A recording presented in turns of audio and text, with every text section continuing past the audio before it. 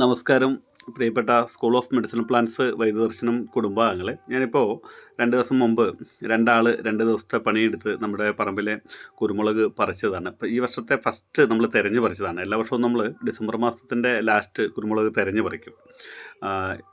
ഈ വർഷം നമുക്ക് ജനുവരി മാസം ലാസ്റ്റായി, ഒരു മാസം കൂടെ ലേറ്റായി. കാരണം ഈ വർഷം നമുക്ക് ഇടയ്ക്കിടയ്ക്ക് മഴ കിട്ടിയിട്ടുണ്ടായിരുന്നു. അതുകൊണ്ട് നമുക്ക് നേരത്തെ പറിക്കാൻ കഴിഞ്ഞില്ല.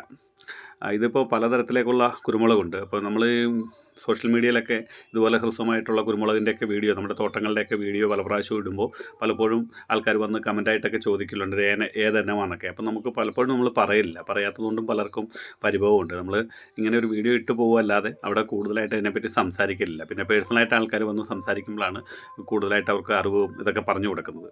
എന്താണല്ലോ ഇത് നമുക്ക് കരിമുണ്ടി, ജീരകമുണ്ടി, അതേപോലെ ഉദരൻ, പിന്നെ പ്ലാമുണ്ടി, ജീരകമുണ്ടി, ഇതുപോലത്തെ കുറച്ച് വൈവിധ്യമാർന്ന കുരുമുളകുണ്ട്, തോട്ടമുണ്ട്.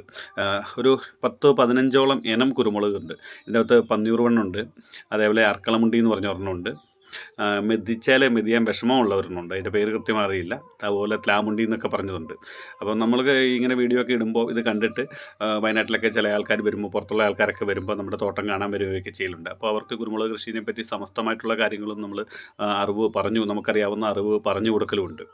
പിന്നെ വീഡിയോയിൽ ആരെങ്കിലും ചോദിക്കുമ്പോൾ പെട്ടെന്ന് നമുക്കത് പറയാൻ പറ്റാത്തതുകൊണ്ടും പലരും ചില നെഗറ്റീവ് കമൻറ്റുകളും ഒക്കെ ഇട്ടിട്ടുണ്ട്.